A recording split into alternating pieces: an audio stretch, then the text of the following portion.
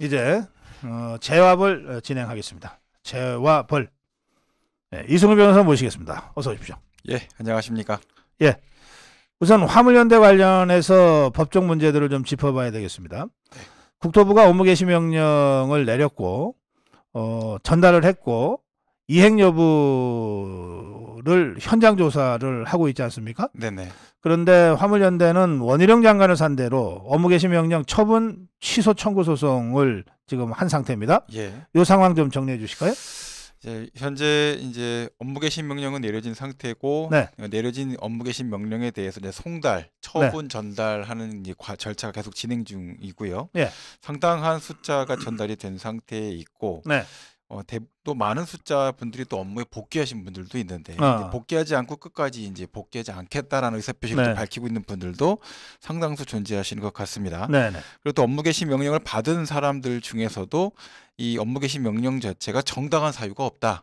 이 부분에 대한 것을 이제 법적인 판단을 받겠다라고 하면서 처분 취소 청구 소송을 지금 제기해서 진행을 하고 있는 것으로 이제 보도를 이제 확인을 했습니다. 이건 이 소송 자체가 유효한 겁니까? 뭐 민주주의 국가니까요. 예. 자유와 적법 절차와 관련된 소송은 얼마든지 법원에 제기할 수 있다라고 보시면 될 것 같고, 네. 이와 관련해서는 뭐 다른 사유보다는 이제 적법성 판단 쪽으로 기울어질 가능성이 높다고 보고요. 예. 정당한 사유가 있느냐, 정당한 사유가 없느냐, 집단 운송 거부를 한 데에 대한 정당한 사유가 없다, 있다, 이 부분에 대한 판단이 아마 법원에서 집중될 것이다. 네. 이렇게 말씀을 드릴 수 있을 것 같고요. 예. 국가 경제의 위기를 초래했느냐 안 했느냐에 대한 문제는 요즘 보도되는 여러 가지 신문 기사 보셔도 아시겠고, 네. 또 전체적인 수출과 관련해서 수출이 전 세계 6위 경제 대국이라는 게 밝혀져도 사실 기쁠 수가 없을 정도로 여러 가지로 숨가쁜 경제 위기가 있다는 사실은 사실 삼척동 정도 다 알고 있는 상태에 있습니다. 네. 그런 점에 있어서 적법성에 대한 판단, 또 이와 같은 업무 개시 명령이 반드시 필요했느냐에 대한 이제 재량의 어떤 축소 가능성, 이 부분을 갖고서는 아마 법원에서 많은 판단을 할 텐데요. 네. 이와 관련해서 제가 생각하기에는 이제 법원의 판단도 이런 것이 있습니다. 미국 대법원장에서 굉장히 유명한 판결인데요. 네. 이제 극장 안에서 불이야라고 소리를 질렀던 사건에 대해서 극장에서 이렇게 어두운 공간에서 사람들이 밀집되어 있는 공간에서 불이야라고 소리 지르는 한 것과 밝은 대낮에 사람들이 지나가면서 불이야라고 소리 지르는 것을 똑같이 평가할 수 있느냐? 그건 다른 건데. 전혀 완전히 상황이 다를 수 있다. 그럼요.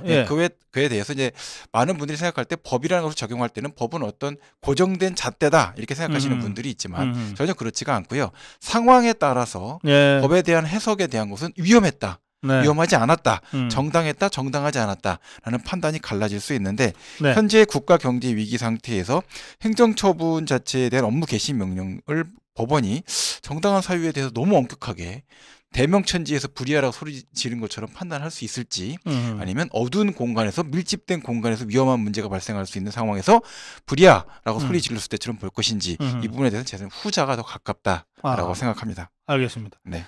이 화물연대 쪽은 업무 개시 명령이 노동삼권 침해다 이렇게 주장하고 있는데요. 예. 노동삼권이라는 건 이제 근로자를 전제로 해야 되는 문제고, 근로삼권이라는 개념으로 좀 사실은 정리가 되어 있습니다. 노동자들의 권리죠. 그렇습니다. 이제 사업자들의 권리를 근로권이다 또는 근로자의 노동삼권이다 이렇게 주장하는 것은 사실은 논리적으로 정합성이 상당히 많이 떨어지는 문제입니다. 사업자도 근로는 하거든요. 그렇습니다. 이재용 회장도 일하잖아요. 그렇습니다. 그러니까 근로는 한다고요. 예. 근데 어떤 그 지위에서 하느냐 이 얘기 다른 거 아닙니까? 근로자의 어떤 임금이나 또는 근로 환경 자체를 개선할 목적으로 근로삼권을 행사할 수 있게끔 되어 있는 거죠. 그런 상태인데 사실 사업자가 국가 경제 전체 또는 사회 전체를 대상으로 본인들의 어떤 지급받고자 하는 금액, 경제적인 이익을 전체로 관철하겠다는 뜻으로 하는 문제는 사실 노동 삼권의 문제하고는 직접적으로 논리 정합성이 없습니다. 이 문제 때문에 사실은 쉽게 그걸 판단할 수 있는 문제는 아니다라는 생각이 들고요. 이걸 침해다라고 할 때 뭔가 표현 자체도 사실 굉장히 대립되고 있지 않습니까? 이게 화물연대 표현을 쓰는 쪽이 이제 일반적인 표현이고 화물 노조 이런 표현을 또 쓰고자 하는 또 이제 상당한 또 주장들이 있고요. 또 노동 3공과 관련해서 이것을 마치 노동운동의 문제로 끌고 가고 싶어하는 쪽이 있고 그것이 아니라 사업자들의 어떤 담합행위다라고 보는 또 견해가 있지 않습니까? 이 문제와 관련해서는 이 노동 3권 침해라는 것은 그 모든 전제가 다 충족이 되어야지만 가능한 문제다 이렇게 생각합니다. 알겠습니다. 네. 노동자가 아닌데 법적으로 노동자 신분이 아닌데 노동 3권을 침해당했다고 지금 주장하는 셈입니다. 전경련에서 노동 3권 주장해야 되는 상황이 될 수도 있다 이런 생각이 듭니다. 그러니까요. 네. 자, 이 쇠구슬 발사한 혐의로 조합원들이 지금 이제 구속이 됐잖아요. 어떤 혐의가 적용됐습니까? 제가 전에 말씀드렸죠. 특정범죄 가중처벌법상의 운전자 상해 죄가 적용될 수가 있죠. 운전자분이 또 그 쇠구슬을 발사한 것 때문에 파편에 튀어서 다치셨다라고 하더라고요. 목부위를 다쳤어요. 상당히 심각한 문제가 생겼던 거죠. 그리고 특수재물손괴가 될 수 있죠. 해당 위험한 물건을 사용해서 이걸 가지고서는 이제 물건을 손괴한 형태가 되니까요. 그리고 지금 저도 사실은 이거 전문가용 새총이라는 거를 이번에 처음 좀 자세히 봤습니다. 아, 그래요? 네. 살상력이 일반 산탄총보다 더 세더라고요. 그렇습니까? 네. 그래서 관통력이 60m 거리에서 이 새총을 사용해서 쐈는데 그 쇠구슬이 합판을 뚫고 지나가더라고요. 산탄총은 합판을 못 뚫고 쇠구슬이 박힙니다. 이 정도로 살상력이 있고 수박을 대상으로 해서 이걸 쏘니까 커다란 수박이 완전히 파열이 돼서 뻐개지는 형태로 이렇게 관통할 수 있는 관통력이 굉장히 대단한. 그러면 이거 가정하는 것 자체가 좀 그렇습니다만 만약에 쇠구슬을 얼굴이랑 머리 쪽에 맞았다면 즉사할 수 있다라는 그런 정도의 위력이 있다는 거죠. 그래서 지금 이것을 총포나 도검류처럼 규제 대상으로 바로 넣어야 되는 게 아니냐 이런 형태가 되고요. 이 전문가용 새총은 쇠구슬과 결합이 되는 순간 사람을 살상할 수 있는 무기가 바로 될 수 있다. 이런 생각이 이제 뭐 저의 얘기가 아니고요. 전문가들의 평가가 그렇습니다. 그래서 이것을 적극적으로 좀 소지를 규제할 필요가 있다. 이런 견해가 굉장히 많이 지배적으로 좀 깔려 있다. 그러면 이번에 이 사람들에도 그러면은 살인미수 혐의가 적용될 수도 있습니까? 살인미수까지 적용되기는 아직까지 좀 어렵지 않겠나 생각이 듭니다. 왜냐하면 관통을 해서 유기가 깨졌다라고 하거나 사람 자체를 노렸다라고 할 때 살인미수 혐의를 적용하게 되는데요. 사건 관계에서 실제로 이제 살인미수에 가까운 예를 들어서 뭐 여러 가지 흉기를 이용해 갖고 사람을 살상을 할 수 있는 가능성이 높은 또 사망할 수 있는 가능성이 높았던 사건들도 보통은 이제 상해 사건으로 가거나 상해치사 사건을 적용할 때가 많습니다. 그만큼 살인의 고의에 대해서는 법원이 굉장히 엄격하게 인정을 하고 해외의 사례들도 봤을 때 이 고의 살인에 대해서는 법리가 굉장히 엄격하게 많이 전개가 되어 있기 때문에 살인죄를 미수까지 적용하기에는 좀 아마 상당한 부담을 갖고 있을 것이다. 그런데 이 사람들이 쇠구슬 쏘는 CCTV 영상이 공개가 됐잖아요. 이 사람들은 우발적으로 쐈다고 진술을 했던 모양인데 그 정황을 보면 우발적인 것 같지는 않잖아요. 근데 우발이라는 단어는 사실은 잘못 쓰면은 우발적 살인. 사실 살인의 고의에 있어서 계획적 살인에 대립되는 개념이 우발 살인이거든요. 우발적 격정에 의해서 살인 행위로 나갔다. 그러니까 이건 계획적이고 고의적인 살인이 아니다. 그래서 미국은 4가지의 이제 고의 단계를 구분해서 보는데요. 그 중에서 1고의, 최고 높은 고의에 해당되지는 않는다라고 해서 2단계 고의를 주장을 할 때 이때 이제 우발적 이런 단어를 만들어서 변호사들이 썼던 겁니다. 그건 이제 본인이 살인의 의도가 있었다는 것인지 아니면 미필적으로 이 문제에 대해서 쏠 때 감정과 격정 상태에서 감정적으로 발사를 했다는 사실을 인정하는 표현이라서 이게 본인의 과실이라든지 이 자체로 인해 갖고서 어떤 고의성이 없었다는 주장하고는 전혀 거리가 먼 문제입니다. 그렇군요. 그러니까 고의를 오히려 적극적으로 인정하는 자백적 진술이다.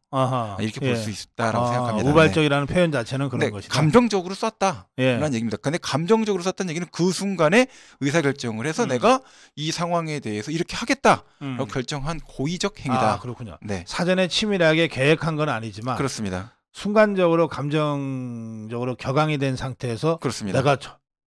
내가 어떻게 해야 되겠어? 저 가만두지 않겠어. 해서 겨냥을 하고 쐈다. 그렇습니다. 가정폭력 사안이 터지는 상황들이 대부분 우발적 상황이다. 라는 표현이 나오거든요. 우발적 폭력, 우발적 살인 이 표현 자체는 극도로 강력한 형사적인 행위를 했지만 그 결과에 대해서 고의적으로 장기간의 어떤 치밀한 계획을 갖고 한 것은 아니다. 그러니까 정상을 참작해달라. 네, 그 정도의 얘기지 고의가 없었다 이런 주장이 될 수 있는 내용은 아닌데 그렇군요. 잘못된 코치다라고 저는 생각을 합니다. 이 변호사가 우발적으로 쐈다 그러면 좀 형량이 낮아지니까 지금 그렇게 코치를 하고 있는 모양이죠? 한국에서는 우발적으로 했던 아니면 계획적으로 했던 대단히 큰 차이가 발생할 수 있는 문제는 쉽게 되지가 않습니다. 네. 알겠습니다.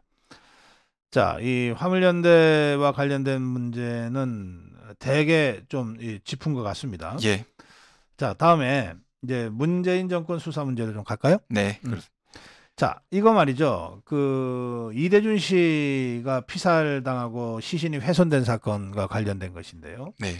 이제 서훈이가 월북몰이의 최고 책임자다라고 검찰이 보고 서훈이를 구속하지 않았습니까? 예. 그런데 서훈이 구속영장 실질심사 하루 전날 문재인이가 내가 다 결정했다. 내가 특수정보까지 다 보고 내가 결정했다. 이렇게 불쑥 입장문을 발표했어요. 네. 그러면 이제 서훈이 위에 문재인이니까 그러면 검찰 수사가 잘못됐다는 것 아닌가요? 법적 책임지겠다라는 의사표시라고 볼 수밖에 없을 것 같습니다. 문재인이가 내가 다 했고 내가 책임지겠다. 그 표현은 뭐 서훈이 책임질 서훈 전 국정원장 정책실장 전 안보실장이 책임질 문제가 아니라 이거는 내가 책임질 문제다.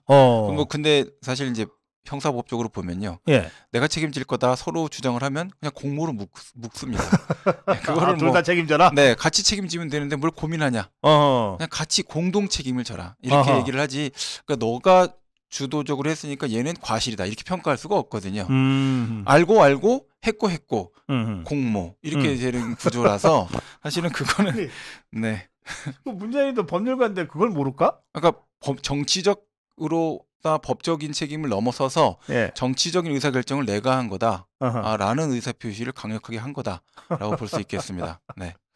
이렇게 되니까 문재인이가 내가 했다고 한다고 해서 서훈이를 풀어줄 일은 없고 그렇죠? 그래? 그러면 둘이 같이 가자. 그렇습니다. 이렇게 되는 거다 법리적으로. 예, 그렇습니다. 그렇군요. 그러면 이제 문재인이가 내가 다 직접 특수정보까지 내가 다 보고 나서 결정했다 이렇게 되잖아요. 이렇게 입장문을 밝혔어요. 네네. 그러면 이게 이제 그냥 입장을 밝힌 것으로 유죄가 됩니까? 아니면 이 입장을 밝힌 거가 사실인지 아닌지를 또 수사를 하고 일단 확인을 해야 됩니까? 진술상으로는 구체적인 정황에 대해서 보고서가 남아있지 않을 수 있는 부분까지 다 전부 확인을 했고 그에 따라서 이와 같은 의사결정을 했다라는 얘기가 나왔고요. 제가 오늘 아침에 이제 시사 프로그램도 이거 관련해서 좀 들어봤는데 임종석 전 비서실장이 나와서 이제 인터뷰 대담을 했던 내용들을 들어봤습니다. 거기서 나와 있는데 불확실한 상태에서 불확실한 의사결정을 최선을 다해서 했다 이런 표현을 쓰시더라고요. 사실 근거가 불확실하면 월북이란 표현을 쓰면 안 됩니다. 그렇죠. 그런 표현에 대해서 불확실한 상태라고 한다면 알 수 없는 상태에 있고 그렇지. 왜 이와 같은 상태에서 지금 북한에 표류하고 있는지는 향후 확인이 돼야 될 것 같고 대한민국 국민을 구조하기 위한 여러 가지 조치를 하고 있다. 까지만 했으면 아무도 문제 삼을 문제가 없습니다. 그렇죠. 월북몰이를 안 했으면. 그렇습니다. 근데 그 월북몰이를 한 것 때문에 사실 사안이 여기까지 오게 됐고 사안과 관련돼서 뭐 여러 가지 이 정보 자료들이 원본까지 삭제된 것은 아니고 원본으로부터 추출되는 어떤 보고 자료들이 삭제된 것이다. 이런 형태로 지금 주장을 전개하는 것으로 보이더라고요. 이렇게 됐을 때 그럼 이렇게 말을 한다면 법원 판사가 유죄 판결을 선고하고 나서 유죄 판결을 선고한 이유가 뭐냐 했더니 근거가 불확실해서 이렇게 얘기하는 거 아니겠습니까? 그러네. 대한민국 사람으로서 북한으로 표류해 간 사람이 거기에서 표류하게 된 이유에 대해서 대통령이 앞장서서 월북으로 판단된다라고 판단한다면 그 사람 가족들과 그 사람 본인은 도대체 대한민국에서 어떻게 살아라는 겁니까? 우리 이성훈 변호사 말씀하신 대로 근거가 불확실하다면 월북이라는 단어를 안 썼으면 됐다. 쓰면 안 되는 단어죠. 그렇잖아요. 그렇습니다. 이거 문재인이가 5년 내내 그보다도 더한 짓을 했어요. 북한이 미사일을 쐈어요. 그거 북한 미사일이야. 그런데 불상의 미사일이라고 늘 발표했거든. 불상의 미사일, 미상의 미사일 이랬단 말이에요. 그거는 이제 죄증이 명확한데 담당 검사가 불기소하는 거죠. 네. 지것들은 그래놓고. 네네. 그리고는 정말로 불확실한 이대준 씨에 대해서는 월북으로 단정짓고 유죄 선고한 겁니다. 증거가 없는데. 그렇게 된 거 아닙니까? 그렇습니다. 이것들이. 자,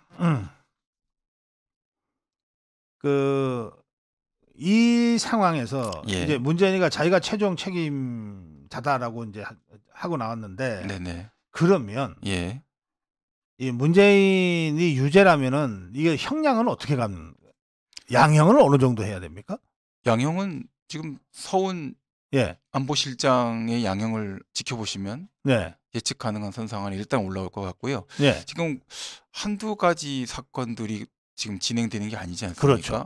그 경합이 다 됐을 때는 좀 고민을 해봐야 될 것 같습니다. 주요 사건만 하더라도 6개입니다. 문재인에 대해서 제기되고 있는 의혹. 그게 다 경합이 되는 거고요. 경합이 되게 되면 이제 뭐 제일 큰 형의 2분의 1을 가중하게 돼 있거든요. 이제 어떻게 될지는 좀 지켜봐야 될 것들이 좀 있고, 지금 현재 제일 뭐 저는 좀 심각하다고 본다면 제일 심각한 사안 중에 하나가 탈북 어부 강제북송한 사건이 있는데 사지로 몰아넣은. 그게 이제 만약에 부작위 살인이라든지 그런 형태로의 문제까지 치닫는다고 한다면 이제 살인죄 가중 받는 형태로 형량이 될 수도 있는 문제가 있어서 그 부분에 대해서는 오늘 사실은 코멘트는 좀 진행하지 않겠습니다. 이건 이제 경합이기 때문에 그렇다 이런 말씀입니다. 알겠습니다. 그런데 지금 서훈이가 구속됐고 임종석이도 자기를 수사 안 할까봐 걱정이 돼서 불쑥 튀어나왔는지 모르겠는데 임종석이는 다른 건으로 이미 기소가 돼 있어요. 뭐 여러 건 있는데 그리고 이제 문재인이가 내가 최종 결정자다라고 나섰으니까 문재인이를 검찰이 수사를 안 할 수가 없는 상황이 돼버린 거 아닌가요? 이 정도까지 되어 있는데 구속으로 전 정책실장도 구속됐고 의사결정권자에 해당되는 사람이 내가 그것을 판단해서 지시했다까지 얘기가 나왔는데 수사를 안 한다. 불가능한 구조로 이미 치닫고 있다 생각이 드는데요. 이 문제와 관련해서는 사실 수사를 하는 입장에서도 속도 조절을 하지 않을 수가 없을 것 같다라는 생각은 듭니다.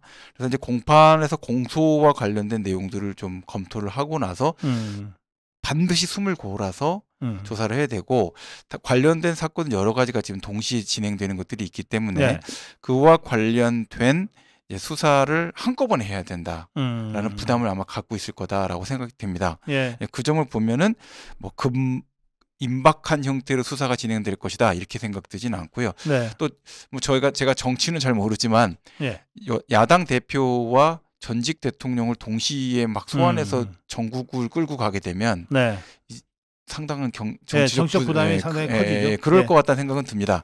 그런 측면에서 봤을 때는 오히려 이재명 대표에 대한 수사가 지금 초읽기로 들어가고 있기 때문에 그 점을 고려해서 본다면 문재인 대통령에 대한 수사는 그렇게 급물살을 타지는 않지 않겠느냐. 이재명이 먼저다? 저는 그런 생각이 듭니다. 알겠습니다. 그럼 이재명 얘기를 해야 되겠네요. 남욱이가 이재명이 씨알도 안 먹혀라고 하는 얘기를 했는데, 그리고 나서 그 다음 말이 없었어요. 그러니까 이번에 법정에서 아랫사람들이 다 해주니까 그러니까 이건 뭐냐면 이재명이는 겉으로 시침 뚝 닦고 아예 뭐든지 나는 무슨 민원이고 청탁이고 안 받아 해놓고 뒤로는 최측근들 시켜서 받을 거 다 받고 해줄 거 다 해줬다 이런 뜻 같거든요. 근데 생각을 해보시면 이 처음에 남욱 변호사가 이재명 당시 대선 후보 아닙니까? 대통령 될 가능성도 높다고 보고 있었고, 근데 이 사람한테 씨알도 안 먹히는 사람이라는 표현을 쓰겠습니까? 미친 사람이 아니고서야 변호사 정도 됐고, 이게 작년 10월에 이런 발언을 했죠. 제정신이 아니고서야 이런 표현을 써서 감정적으로 만들 필요가 전혀 없죠. 굳이 써도 그분은 우리가 그렇게 청탁할 수 있는 사람이 아니다. 이 정도가 톤으로는 사실 정상적인 톤입니다. 근데 갑자기 미국에서 들어와 갖고 머리 막 흩날리면서 씨알도 안 먹힌다. 이거 무슨 동네 시정작배끼리 얘기하는 것들도 아니고 이런 표현을 썼다는 것 자체가 사실 놀라운 표현이거든요. 그리고 그걸 또 신나서 주워 담아갖고서는 당시에 이제 대선 후보였던 이재명 현 대표가 이 표현을 나 12년 동안 했는데 내가 얼마나 청렴결백했는지 이렇게 썼습니다. 사실 이거는 주고받고 한 거거든요. 저 같았으면 남욱이라는 사람을 제가 몰랐고 제가 만약 이재명이었다라고 한다면 저는 그딴 표현을 쓰는 것 자체가 기분이 굉장히 나빴을 것 같아요. 아하, 예. 당신이 날 뭘 안다고 해서 그런 표현을 쓰느냐. 근데 그걸 주워 담아갖고 이렇게 표현하지 않느냐라고 저는 못할 것 같습니다. 아하. 예, 이제 그런 생각이 들었고 이와 관련해서 씨알도 안 먹겠다는 표현에 대해서 지금 이제 설명을 하는 방식은 사실은 약간 사람들로 하여금 의문스럽게 좀 만든 부분이 있어서 아하. 약간 좀 안타까운 부분이 좀 전이 있는 것 같고요. 이제 아랍 사람들이 다 했다는 거는 사실은 참 누구나 다 할 겁니다. 인허가권자가 도장 들고 있는데 그 도장 들고 있는 사람한테 직접적으로 할 정도가 된다 그러면 사실은 대단한 인허가권이 아닌 거죠. 네. 네, 그런 문제인데 밑에 있는 사람들이 다 알아서 움직였다. 이건 사실 설명을 안 해도 그럼 왜 아무것도 안 했는데 왜 4천억씩이나 되는 이익이 생깁니까? 아무런 인허가권과 관련도 없는데 왜 성남시장과 경기도와 관련된 문제는 계속 뇌물이나 관련된 금전이 왔다 갔다 합니까? 그 문제와 관련해서 사실 설명하는 방식에 대한 것을 워딩을 이렇게 잘라놓으니까 모양새가 좀 이상하지만 전체적인 법정에서의 진술이나 증언 자체는 이거보다 훨씬 더 정교했을 것이다 라고 생각합니다. 네. 알겠습니다. 지금 남욱이 법정에서 지금 계속 주장과 진술을 하고 있잖아요. 그렇습니다. 이게 거짓말이면 위증죄죠, 바로. 꼭 그런 부분은 아닌 것 같은 게요. 법정에서 이제 증언을 하는 부분이 있고요. 네. 피고인으로서 진술을 하는 부분이 있습니다. 그래서 법정 진술로 가게 되면 사실은 그거는 위증의 문제는 안 됩니다. 왜냐하면 위증이 되려면 위증을 하지 않겠다라고 하는 이제 선서를 하고 했을 때만 이제 위증의 문제가 걸리고요. 이제 위증 선서를 하지 않고 증언대에서 증언하는 구조가 아니라 그냥 법대에서 판사님이 또는 본인이 변호인을 통해서 또는 본인 스스로 질문을 받고 진술할 때는 사실은 위증죄의 문제가 아니죠. 그냥 진술에 대한 문제이기 때문에 그건 진위 공방의 문제가 될 뿐입니다. 그렇군요. 네. 그 말씀하시니까 제가 그 재판부 법정에서 증인으로 나가가지고 선서하고 제가 증언한 적 있어요. 네네네. 그때 제 말 한마디가 굉장히 저부터 신경 쓰이더라고요. 선량하신 자유우파시니까 그런 겁니다. 네. 그거 하시면서도 머릿속으로는 어떻게든 거짓말해서 난 속여 넘길 수 있다고 생각하시는 분들도 종종 있습니다. 그래요? 네네. 하여튼 증언을 하고 할 경우에는 거짓말이면 그게 아무리 작은 거짓말이라도 위증에 해당된다. 그렇습니다. 예. 네. 이건 어떻습니까? 정진상이가 정영학 녹취록이 검찰에 제출된 당일날 알았다는 얘기를 남욱이가 했는데 네네. 그러면 이게 정영학 녹취록이라고 하는 것은 수사하는 검찰 입장에서는 정말 핵심적인 그렇죠. 수사 정보잖아요. 예예. 그게 당일날 정진상이한테 알려졌다. 녹취록 내용이 알려진 게 아니라 녹취록이 제출됐다고 하는 사실이 알려졌다는 뜻이겠죠? 예예. 예. 근데 그것만으로도 이게 엄청난 이 사안이 되는데 그러면 대장동 수사했던 전 수사팀, 그러니까 문재인 쫄개들로 구성됐던 그 팀, 이 팀이 무능할 뿐만 아니라 핵심 수사 정보 기밀도 유출했다 이렇게 되는 것 아닌가요? 지금 쌍방울 사건에서도 문건들이 유출돼갖고, 그래서 구속이 되고 뭐 이런 수사관이 구속되는 이런 일이 있지 않았습니까? 사안 관련해서 지금 정진상 씨를 통해서 들었던 진술이 이렇게 나온 상태인데 녹취록 자체가 제출됐다라는 것을 알기가 쉽지가 않습니다. 왜냐하면 보통 고소장이든 어떤 수사기관의 증거가 제출이 됐을 때 밀행성을 굉장히 중요하게 여기기 때문에 그 점이 밀행성. 밀행성이라는 거는 이제 왜 중요한 부분이 되냐면 진술을 받아야 될 피의자가 어떤 증거가 제출됐다는 사실을 알고 진술할 때와 모르고 진술할 때의 온도 차이가 상당히 클 수가 있거든요. 그렇죠. 수사관 입장에서는 최근과 같이 인권이 강조되는 입장에서는 증거로 제출된 것이 없는데 있다라고 거짓말을 할 수 있는 구조는 안 되고 제출된 증거가 있는지 없는지를 알려주지 않는 형태로 시험에 들게 할 수 있는 거거든요. 근데 그런 권리를 수사팀 스스로 포기했다. 가뜩이나 어려운 사건인데 그렇게 했다면 사실 수사 의지를 굉장히 갖고 있지 않았다라고 볼 수가 있고 상황에 따라서 녹취록의 내용에 관련돼서도 어떤 취지다라는 설명이 같이 붙었을 개연성도 있습니다. 왜냐하면 녹취록이라고 하면 이제 제가 만약에 담당하고 있는 수사관이라고 한다면 녹취록이 제출이 됐네요. 정영학 씨가 냈네요. 이렇게 얘기를 했다 그러면 물어보지 않으시겠습니까? 그 내용이 뭡니까? 그럼 당연히 물어보면 저도 대충 훑어보니까 뭐 이런 내용이더라고요. 라고까지는 얘기해 주는 게 통상적인 형태의 대화라고 볼 수 있죠. 이래봐야 30초입니다. 이제 그렇게 되는 거라서 정진상 씨가 정영학의 녹취록이 검찰 제출 당일에 알았다. 근데 직접 정진상 씨가 검찰 수사관하고 통화했을 개연성은 굉장히 낮죠. 그럼 중간에 관련돼서 여러 가지 전달 경로가 또 있었겠죠. 네. 그런데도 불구하고 제출 당일날 만약에 알았다는 사실이 맞다고 한다면 다양한 형태의 정보가 제공됐을 가능성이 있다라는 생각이 듭니다. 그래요. 30초면은 그 핵심은 다 얘기할 수 있어요. 네네. 그러니까 저도 이제 가끔 이제 선거를 취재하다 보면 어디서 조사가 있었다는 얘기가 들어오고 그 연결이 될 때가 있어요. 그렇습니다. 그럼 제가 여러 개 안 물어봐요. 야, 누가 얼마 나왔어? 퍼센트도 안 붙여요. 그렇죠. 야, 누가 얼마 나왔어? 그쪽에서 25. 오케이. 그럼 누구는 30. 알았어. 그러면 끝이야. 그렇죠. 더 뭘 구구하게 얘기를 합니까? 사전 정보가 많이 있을수록 사실은 한두 개의 단어만 갖고도 여러 가지를 생각해 볼 수 있게끔 다 움직일 수 있거든요. 네. 이제 그런 측면에서 보면 당시에 이 제출 당일날 알기 전에 이 정영학 녹취록 자체의 존재 여부, 제출되는 거, 이와 관련된 수사의 순서, 상황 이런 부분에 대해서는 사실 긴밀하게 의논이 있었을 수도 있다 이런 생각이 듭니다. 알겠습니다. 네. 자, 마지막으로 이 이재명 사건 관련해서요. 남욱이하고 김만배가 지금 법정에서 서로의 신뢰도를 떨어뜨리는 공방을 벌이고 있잖아요. 이거 어느 쪽이 더 신빙성이 있다고 보세요? 제 개인적인 감입니다. 이거는 개인적인 감인데 지금 김만배 씨는 자신의 어떤 진술 가치를 높이는 전략을 취하고 있는 것 같습니다. 남욱 변호사 입장에서는 지금 상태에서는 보면 진술 자체가 너무 이 전선이 길어지는 느낌이 좀 있거든요. 그래서 약간 진술의 신빙성 문제가 고민스러운 선상으로 올라갈 수도 있겠다. 이런 좀 염려는 좀 됩니다. 이제 다만 사안 관련해 갖고 지금 이제 여러 가지의 어떤 녹취록에 나오는 문제뿐만 아니라 경제적인 이해관계와 관련된 이야기로 봤을 때는 김만배 씨의 진술의 가장 큰 문제점은 뭐냐면 직접 본인의 것이다라고 주장했었던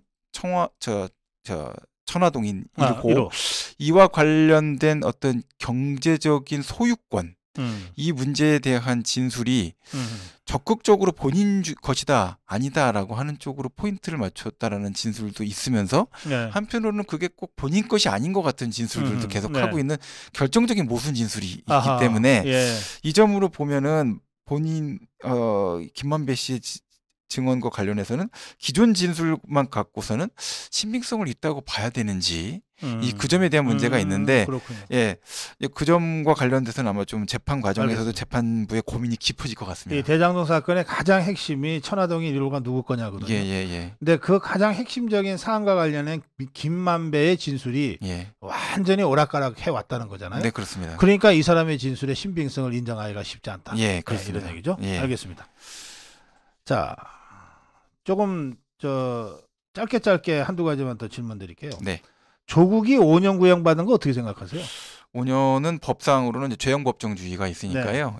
죄형 법정주의상으로 봤을 때는 뭐 법정에서 구형할 수 있는 검사의 구형은 최대한 다 나왔다. 이렇게 설명드리는 게 맞을 것 같습니다. 적어도 법적으로는 그렇다. 그렇습니다. 올려칠 가능성, 선고에서 더 올려치기 쉽지 않을 것 같습니다. 왜냐하면 업무방해나 허위공문서 작성, 직권남용 권리행사 뭐 이런 것들이 있는데요. 그거를 이제 감안한다 하더라도 법정 최고형이 7년 6개월 정도 선이 될 것 같습니다. 이렇게 됐을 때 그걸 고려해서 본다고 쳐도 5년보다 더 높게 선고하기는 아마 쉽지가 않겠다 이런 생각이 듭니다. 알겠습니다. 네네. 용산경찰서장 이임재인가요? 이 사람 영장 기각된 데 대해서 많은 분들이 이게 무슨 일이냐 이러고서 지금 질문하고 계신데요.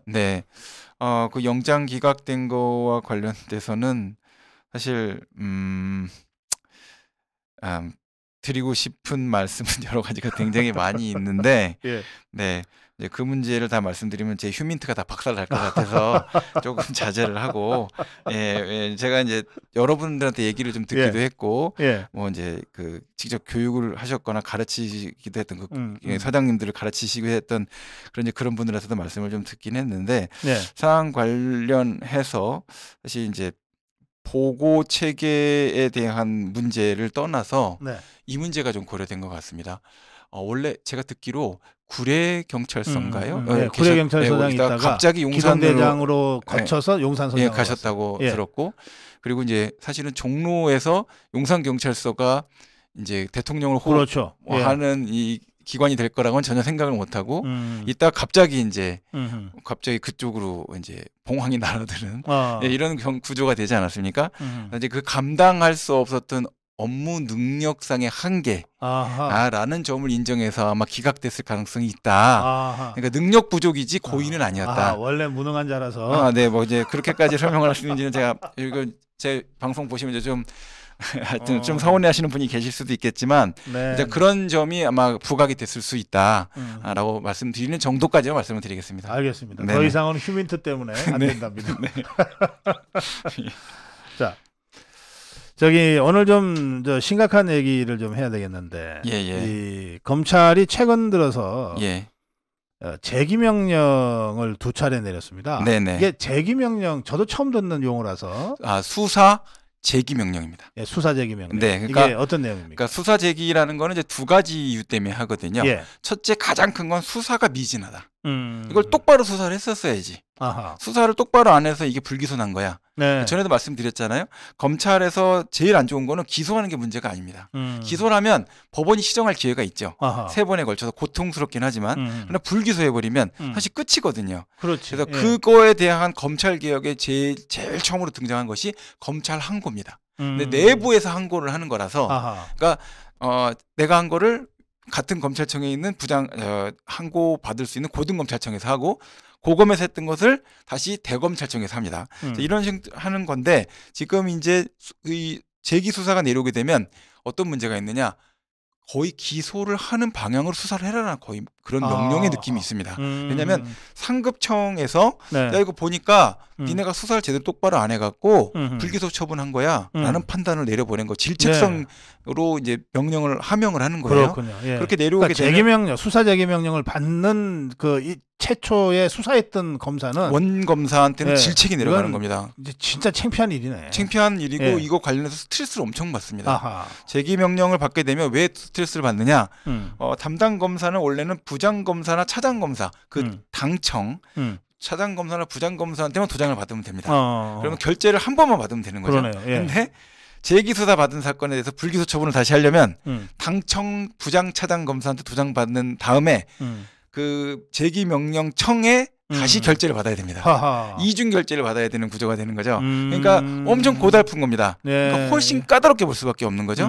이런 문제가 된 건데 지금 대검에서 2건이 지금 내려간 거 아닙니까? 그렇죠. 재기수사명령도 사실 대검에서 재기수사명령 내려오는 경우는 별로 많지가 않습니다. 고등검찰청 물론 이제 고등검찰청에서 재기수사를 많이 명하지 않고 있어서 약간 항고 절차에 대해서 좀 허무해하시는 분들도 많이 있어서 근데 이번에 재기 수사를 내려보내는 사유들을 보면 추가적인 증거들 있을 수 있는 것으로 보인다 이런 얘기들이 나오는 것 같습니다. 대검에서 재기 수사 명령을 내렸다는 것은 그만큼 이 사안과 관련해서 수사가 잘못됐다. 고 하는 판단이 있기 때문이라는 거잖아요. 그렇습니다. 근데 이 2 사건 최근에 있었던 그 대검의 수사 재기 명령은 둘 다 문재인 정권 때 대충 불기소 처리했거나 잘못 수사했던 사건이에요. 그러니까 이거는 문재인 정권의 문재인 이 똘마니 검사들이 수사를 개판으로 하는 바람에 정권 바뀌어서 보니까 이건 아니지 해서 다시 수사 재기 명령이 내려진 거다. 저는 그렇게 해석을 하는데. 그렇게 판단을 할 가능성이 저도 높다 생각합니다. 저는 일단은 재기 수사가 나오는 사건에 대해서는 뭐 항상 그런 것은 아니긴 하지만 이 문제에 대해서 불기소 처분 자체가 심각한 문제가 있던 내부에서의 반성이기 때문에 이 점에 있어서는 뭐 수사기관에서의 어떤 자정 노력이다 이렇게 볼 수 있다고 생각을 하고요. 이게 만약 기소가 된다 그럼 유무죄에 대한 판단을 법원이 가려서 판단할 수 있게끔 주장 공방을 하면 됩니다. 재기 수사 명령은 바로 그런 이 의미를 갖는 것이기 때문에 상당히 무거운 그래서 이제 뭐 보시는 분 중에 이런 사건에 휘말리시면 안 되겠지만 불기소 받은 이제 시청자분이 있으신데 만약에 재기 수사가 나왔다. 그럼 뭐 다시 불기소 나겠지 이렇게 편하게 생각하시면 절대 안 되고요. 절대 안 된다. 이때는 전에는 변호사가 없었다 하더라도 재기 수사가 나왔다고 한다면 그때 가서는 제대로 한번 소명을 해야 된다. 이것도 기억하셔야 됩니다. 그러면 윤석열 정부 들어서 재기 수사 명령이 내려진 두 사건이 있지 않습니까? 네네. 한 사건이 추미애 아들 군특혜 사건입니다. 네네. 이 사건 관련해서는 사실은 불기소 날 때도 여러 가지 말이 많았습니다. 그렇죠. 이 사건에 대해서 고등검찰청에서 불기소 처분에 대해서 항고 기각한 것도 사실 말이 많았거든요. 이거는 이제 대검에서 다시 수사미진 재기수사했으니까 사안 관련해 갖고는 뭐 여러 가지로 이제 기소하라는 뜻이죠. 네, 검토해 보게 되면 이제 문제는 뭐 여러 가지 드러날 것이다. 그러면 추미애가 기소가 되는 겁니까? 이 관련해 갖고는 이제 군특혜 관련 휴가를 할 때 이 문제에 대한 여러 가지의 사안들이 같이 물려 있었거든요. 그 사안들 전체를 다시 조사를 해보게 될 수가 있고 재기수사가 내려가게 되는데 만약에 필요하다고 생각한다면 그때는 인지를 해서 사건을 확장하게 될 수도 있거든요. 이런 문제가 되는 거라서 재기수사가 내려가서 이제 수사를 열심히 받아보면 사안 관련해서 내 이야기들은 이제 구체적으로 드러나게 될 것이다 라고 말씀드릴 수 있을 것 같습니다. 그리고 이 관련해서 뭐 특혜 휴가 받은 부분에 대해서 직접적으로 뭐 그때 당시 법무부 장관이 개입을 했다 안 했다 이런 얘기도 있었는데 그것도 조사가 뭐 대충 됐는지 안 됐는지 모르고 넘어갔습니다. 그 부분에 대한 것도 확인이 이제 이루어지겠죠. 알겠습니다. 네네. 자, 두 번째 그 재기 수사 명령이 나온 거가 인천공항공사와 스카이 72의 이 특혜 사건이에요. 이거는 이제 일반인들이 잘 모르실 거예요. 추미애는 다 아시니까. 이건 어떤 사건입니까? 이 문제에 관련해서는 이제 스카이 72가 이제 골프 리조트를 이 활주로 사용될 부지를 이제 가지고 거기에다 골프 레저 시설을 만들어서 사업장을 구성을 해갖고 계속 운영을 해왔죠. 상당히 유명하고 인천에서 많이 이제 사용을 했었던 이제 골프장이었는데, 거기는 뭐 PGA, LPGA 그 세계 투어 게임이 열릴 정도로 아주 명문 골프장입니다. 네네, 그렇게 설치가 돼 있었는데 이와 관련해갖고서는 계속적인 사업권 연장과 관련된 문제가 이제 발생을 하다가 이 골프장에 대한 입찰에 대한 것을 이제 공개 입찰로 처리를 하고 현재 운영하고 있는 스카이 72 운영 주체에 대한 권한을 이제 뺏을 수도 있는 가능성을 이제 열고 입찰이 진행이 됐는데 입찰 과정에서 선정과 관련돼서 직접적으로 이 입찰을 했던 그 입찰 조건이 유리하지 않은 업체를 인천공항공사에서 선정을 해서 인천국제공항에서 그래서 표현도 쓸 때 인천국제공항이라는 표현을 안 쓰고 인국공 마치 인공기처럼 느껴지는데 인국공이라는 단어를 써서 이렇게 하는데 거기에서 이제 선정된 회사가 이제 K매치 신라 레저다라는 회사인데 이 회사가 또 지금 이 가장 이스타항공으로 이상직 의원 이상직입니다. 하고 굉장히 또 밀접한 관련성이 있는 사람이 낙찰을 받았는데 그걸 계산을 해보니까 영업이익이 안 나면 임대료를 하나도 내지 않아도 되고 영업이익이 100억이 나면 116억을 뭐 비용을 납부해야 되는 이런 비정상적인 이런 내용들이 있는데도 불구하고 운영사업자로 선정이 됐다.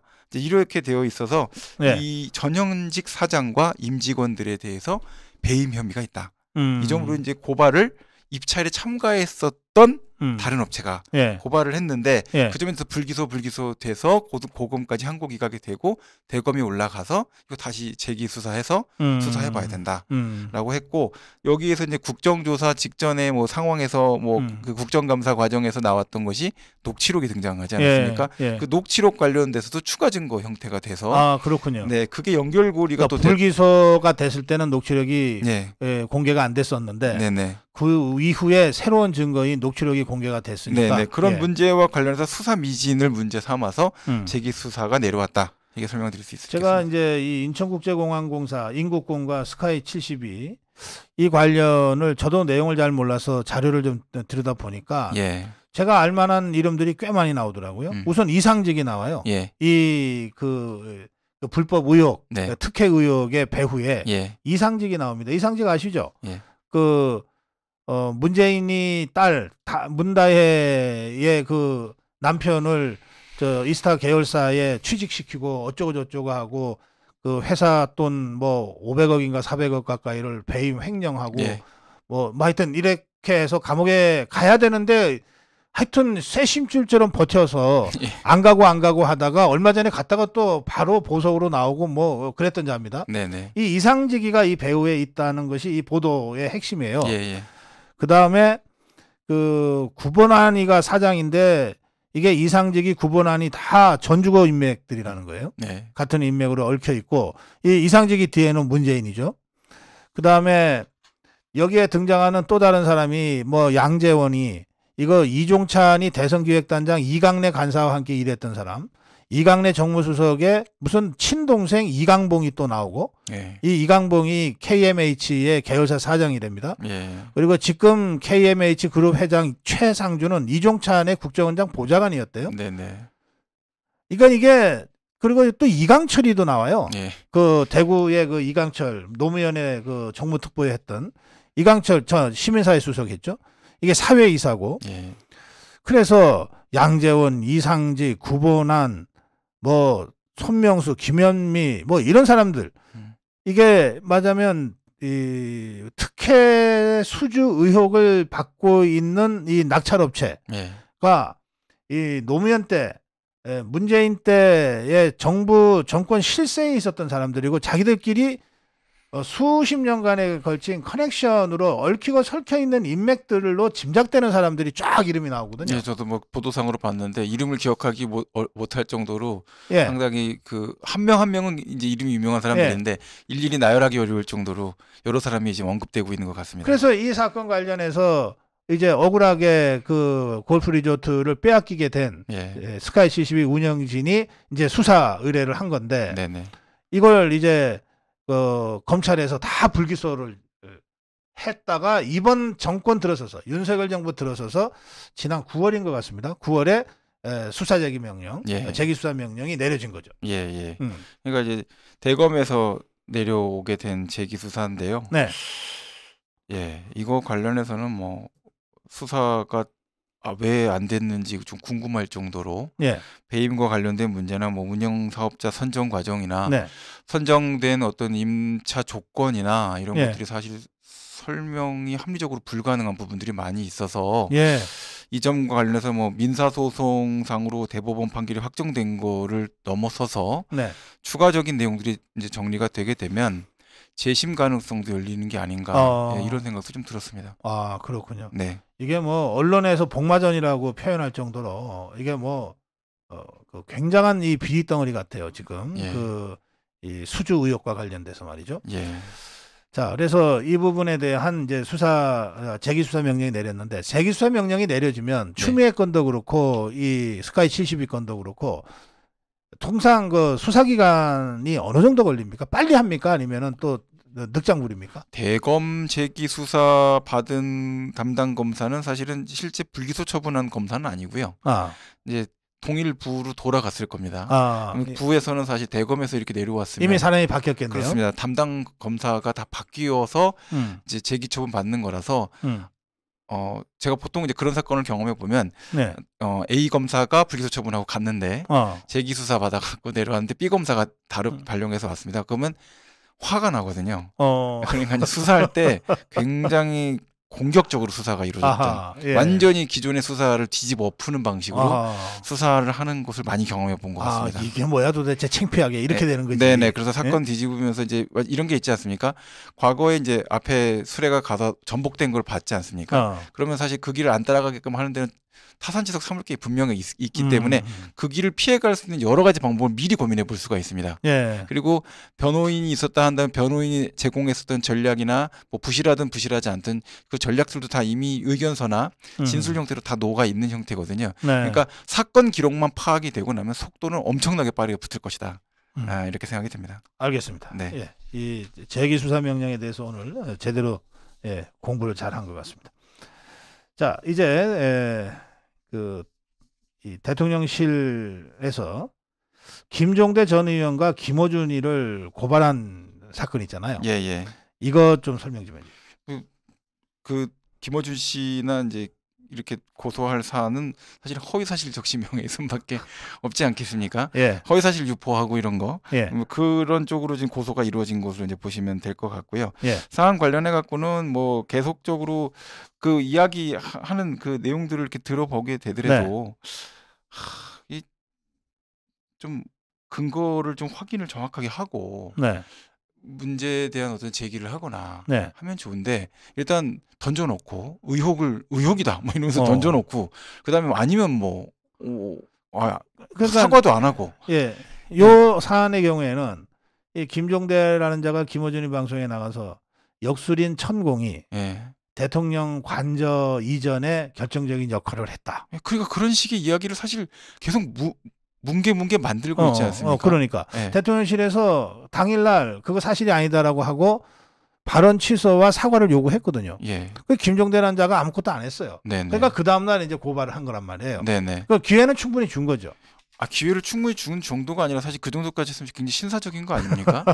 아니면 더 이상 어떻게 더 이상 그 얘기를 해갖고서 기회를 줘야 됩니까? 예. 그러니까 불가능한 거고요. 저도 작은 회사를 운영하고 있지만 네. 어처구니 없는 허위 사실을 유포하게 되는 경우들을 가끔 경험하게 되거든요. 네. 그럼 최소한 그 문제에 대해서 문제점을 지적을 하면 많은 사람들은 정상적인 사고를 갖고 있는 사람들은 미안하게 됐다. 또 그 내용 내가 정확하게 확인을 못하고 이렇게 했으니 내가 어떻게 사과를 하면 좋겠냐. 그렇죠. 아니면 내가 어떻게 좀 이거에 대해서 제대로 된 뭐 잘못된 부분이 이런 걸 내가 잘못 알고 함부로 글을 올려서 미안하게 됐다는 걸 어떻게 거기 똑같은데 사죄글을 올릴까. 정정보도 하듯이 이런 것들을 하겠다라는 의사표시를 밝히는 게 일반적이에요. 예. 사회적 통념이죠. 그게 상식이고 통념이죠. 그런데 이 지금 언론인이고 방송인이고 네. 또 국회의원으로서 어떤 지위를 누렸던 분들이고 이런 분들이고 하면 최소한 어느 정도 그런 공적인 인물로서 네. 이 사회적으로 처신을 할 때 있어서 책임감을 가져야 되는데 이건 마치 무슨 문제를 일으키고 나서 나는 뭐 그런 거로부터 문제 일으키는 거 당연한 거니까 사과할 것도 없고 나야 뭐 문제 제기하고 의혹 제기하고 찌를 수도 있지. 그게 뭐 대단한 거야? 이런 식으로 접근하는 방식이라고 한다면 사실 대한민국이니까 아직도 방송인이나 이렇게 해갖고 손해배상 소송이나 이런 거 시달리지 않는 거지. 미국 같았으면 벌써 천문학적인 손해배상금 지급했어야 될 상황이 됐을 거다. 이런 생각이 듭니다. 알겠습니다. 네.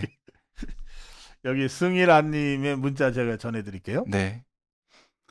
저 점잖은 사람이 한숨을 푹 쉴 때는 김어준이를 최고로 욕한 것임.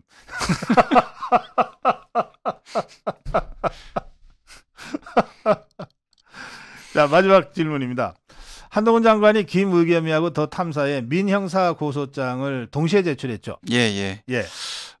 뭐 이제 형사 사건 관련해서는 이제 그 김의겸 의원이 한 발언 또 전후의 공모 관계에 대한 것은 이제 국회의원으로서의 면책특권 범위에 들어가지 않는다라고 이제 고소장에 적시를 했다 이렇게 얘기가 돼 있는데 그것과 관련해서 경찰 단계에서 판단은 아마 쉽지가 않을 거다라는 생각이 들고요.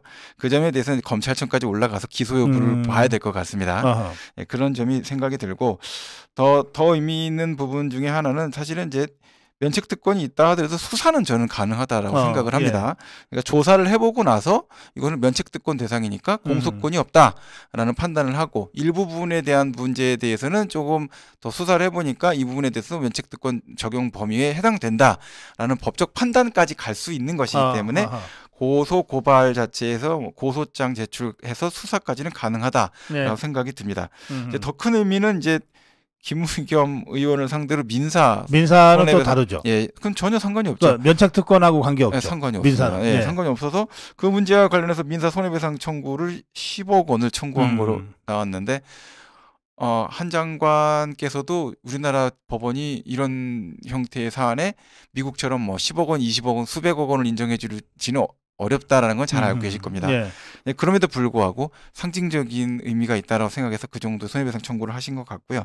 제 개인적인 생각으로는 사실 언론 중에서도 이제 가짜 뉴스, 책임감 없이 해당되는 내용에 관련해서 잘못된 사실을 유포하고 나서 책임지지 않는 형태에 대해서는 사실 징벌적인 손해배상을 매겨야 된다 생각합니다. 징벌적 손해배상. 징벌적으로 해서 다시는 그런 행동들이 이익이 되지 않는다. 또는 이런 행동들이 반복되는 것을 김어준 씨나 김종대 씨나 김의겸이나 더 탐사나 이 사람들의 행동들이 그렇게 제재를 받는 걸 보고 다른 사람이 흉내내지 못하게끔 만들어야 될 사회적인 사법부의 책임이 있다라고 생각합니다. 미국은 이 징벌적 손해배상으로 실제로 뭐 언론사가 문 닫는 경우도 있었던 것 같아요.